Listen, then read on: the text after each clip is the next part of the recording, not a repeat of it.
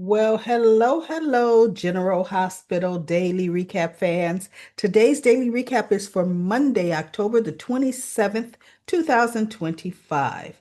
Well, we had a great time live on YouTube Saturday. We were just talking to each other, talking about our favorite soap, General Hospital, some topics we had going on, some conspiracies we were talking about. Who, what, where, and what we thought was going to happen and how. So, anyway, I love it once a month when we can get together live. It is just so much fun, everyone. Thank you for participating. Let's dive right in today. Not a whole lot happened, but Ronnie and Laura put the smacky down on Drew. Oh, he was trying to backpedal because, he was talking all bad until Laura came around that corner. And she was like, how dare you talk to them about their relatives being criminals? My son, for example. Um, um, they were talking very disrespectful for me. And I had to, what did he say? He had to discipline them, or I forget the word Drew used. And I'm surprised I had to reprimand them. I'm surprised Laura didn't say, let me get this one thing straight with you, you son of a. Don't you ever reprimand my grandson or his brother Danny. Don't ever. Okay? You got a problem with the boys, the teenage boys. You go see their parents or you come see me. But you dare think you're going to talk to them any kind of way. And so he was saying, oh, right. And they were standing there. And she goes, I want to hear it from them. What was going on? So they both were looking at Laura, and Ronnie jumps in. He is not letting them see their sister. And Laura looked, and she says, and it's very unfair. Laura looked at Drew. She said, what's wrong with you? No, not Danny. And so Rocco says, no. Drew lifted all of the restraining orders except for Danny. Danny is the only one who can't see Scout. And that's when Laura looked at him and said, what is wrong with you? What is what is wrong with you? Who does that? Right? I have to protect my daughter. I'm going to protect my daughter. And so she goes, you know what, boys, I want to speak to Congressman Kane alone. So they leave the living room, they grab their jackets, and Ronnie kind of walked them to the foyer, but not to the door, just to the door of the living room area. And she's just looking at them as they're leaving, like, man, sorry. And they just looked at her and they walked out the door. So she came back in and said, they're gone. Now, it's funny. Laura said, I want to speak to the congressman privately, but what Ronnie heard was, oh, and you too, Ronnie. Because Ronnie definitely stayed there, right? And gave input when she wanted to give some input. So Laura went upside him, down the other, and Ronnie said, and he goes, no, that Danny, that Danny is just like his criminal father, Jason. And I will not have him influence Scout. She says Danny does not have any kind of bad influence on Scout. He goes, Danny is a bad seed. And Ronnie looked at him and said, Excuse me? Bad seed? She says, the only person that's bad around here is you. And he goes, It seems like you're looking for anything to come against Danny. Anything.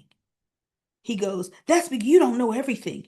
Danny took Rocco to this college party and got him drunk. And Laura was behind Drew. And when he said that, she went like, Wait, what? She goes, That is a lie and you know it. She says, Danny was not the one that got Rocco to drink. And he just looked at Laura. Well, it was his idea to go to the party. And so she goes, As a matter of fact, you need to make sure he doesn't influence Rocco anymore. I'm going to talk to his parents. They need to keep Rocco away from Danny. She says, Let me tell you, you'll do no such thing.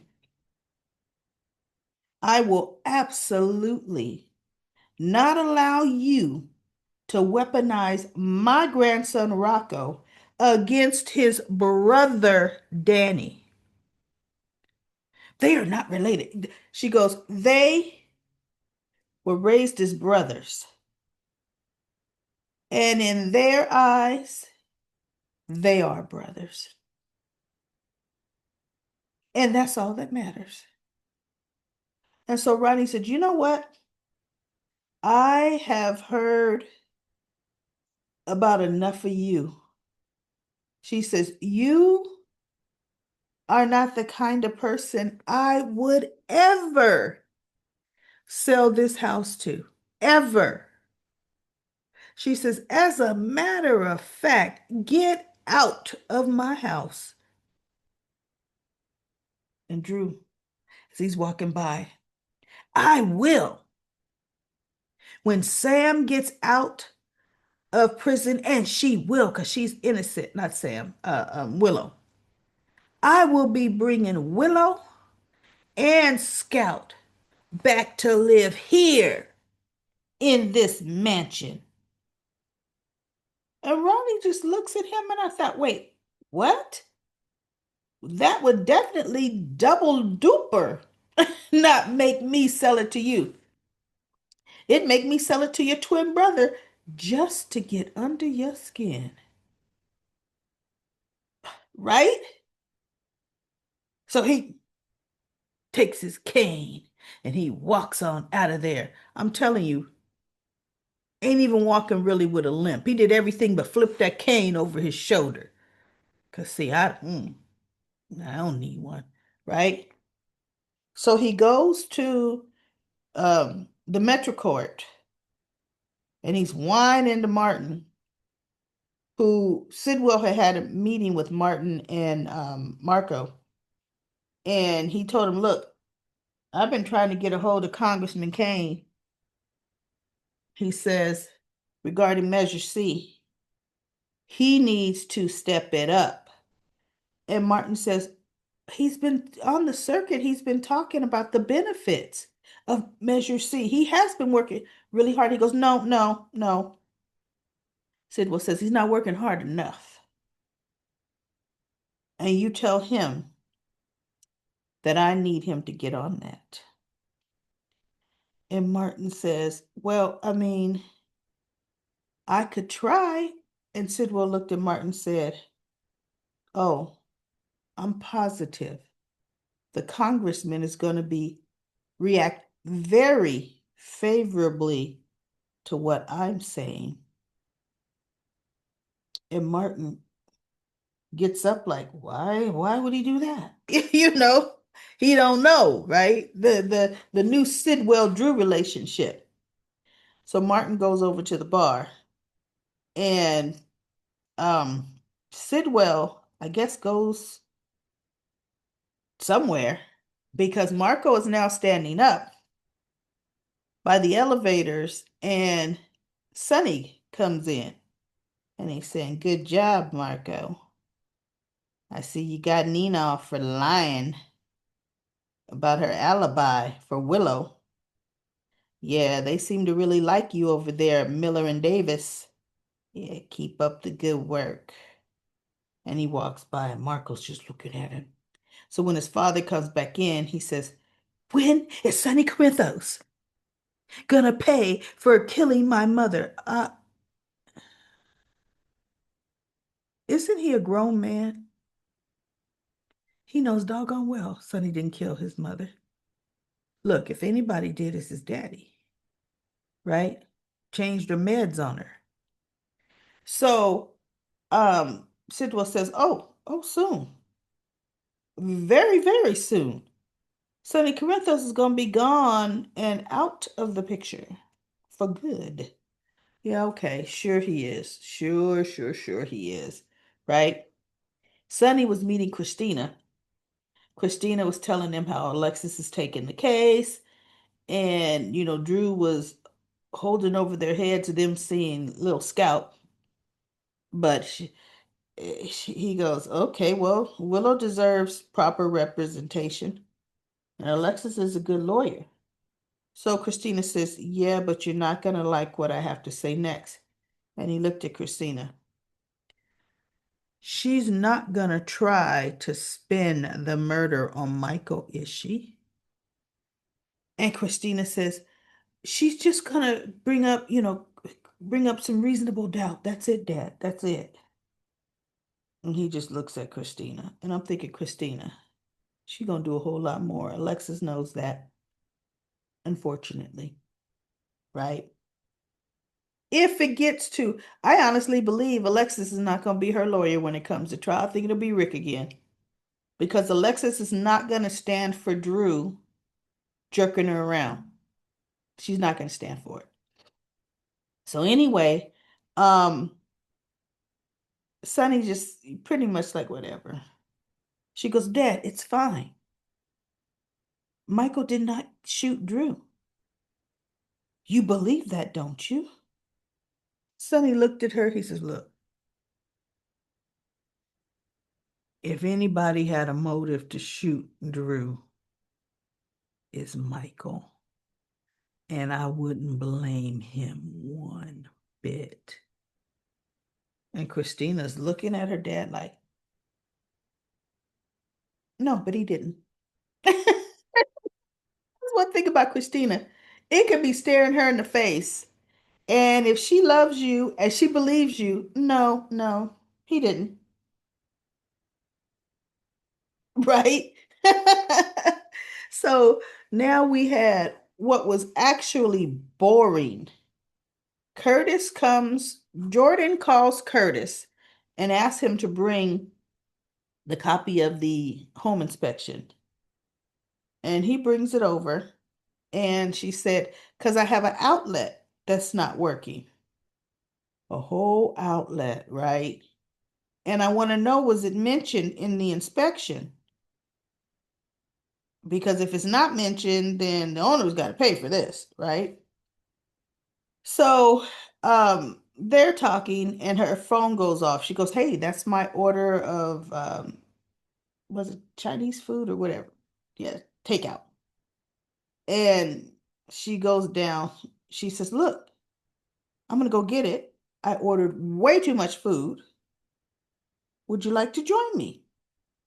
And he's like, "Well, she goes, "Look, I ordered kung pao chicken." If that's what she said. Some dish like kung pao chicken. Who cares what she ordered? But I'm just gonna say it was compound chicken, right? And he goes, "No, you playing dirty. You know that's my favorite." She says, "Yeah, I know." So then the next scene with them, they're sitting on her couch. They both have wine, and Jordan is eating. I think Curtis has finished, and there was a whole bunch of food. And he says, "Jordan, you know you didn't have to call me over here on a pretense just for me to have dinner with you. She goes, "Oh, Curtis, no, no, I didn't set this up for you to have dinner." How stupid is he supposed to be, Jordan? You ordered, because he said you ordered all of my favorite dishes. You ordered all of the man's favorite dishes. You called him to come over to bring this paperwork that you should have already had. And you have the nerve to sit there and say, I didn't set this up to have dinner with you. Even Wiley wouldn't have believed that, right? Come on, Jordan. Then Curtis began to be Curtis. Jordan, I'm really sorry, and I'm really realizing I'm feeling like I let our marriage go way too soon because I held you to this standard of honesty that no one could ever live up to. And Jordan's got she's turned her back is to him. She's acting like she's looking at something, right? And he goes, and I realized that what we had was good. I mean, look at us now. We're friends now. Our marriage could have been even stronger. She's tearing up. She's, oh, Curtis, oh, Curtis. Jordan, I'm feeling like I'm willing to try again if you want to.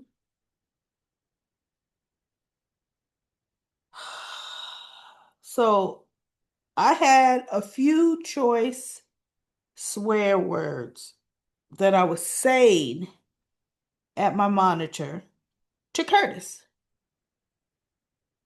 You ping pong between the two. And you actually treat Jordan the worst because there's always a reason you can't truly leave Portia. Now, yeah, this next bombshell is going to be a bombshell. That's going to be a reason he can't leave, right? Now, I'll bet you right about now, Jordan is feeling like she wish she wouldn't have been little Miss Snoop mama, right? All in Portia's business. Because if she wouldn't have been all in Portia's business, she wouldn't think she knows Jordan is pregnant. Jordan never admitted that she was pregnant to Portia. Never. So if Jordan would have minded her own business, she wouldn't feel right now, everybody, that she has this secret to keep from Curtis.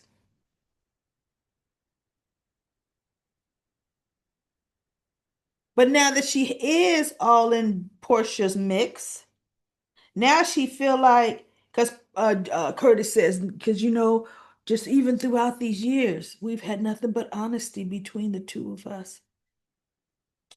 I realized I've made a mistake. Oh, shut up, right? So now she's thinking, oh my goodness, he's realizing there's nothing but honesty. I have to tell him that Portia's pregnant when she doesn't know. She better say, look, I think Portia's pregnant. Think it, right? Because she doesn't know. So now Isaiah comes into Portia's office just like a deer with headlights on, looking, and she jumps up and she goes, uh, um, are you off work? He goes, yeah. And my car is loaded and I'm ready to go. And I even bought your favorite pastries. She goes, I love me some pastries. And she goes, okay. He goes, so I'm gonna head out. She goes, we're gonna drive separately. She says, I'm gonna finish up a few things that here and then I'm gonna join you. Okay. Oh, and he kisses her. I can't wait to get you there.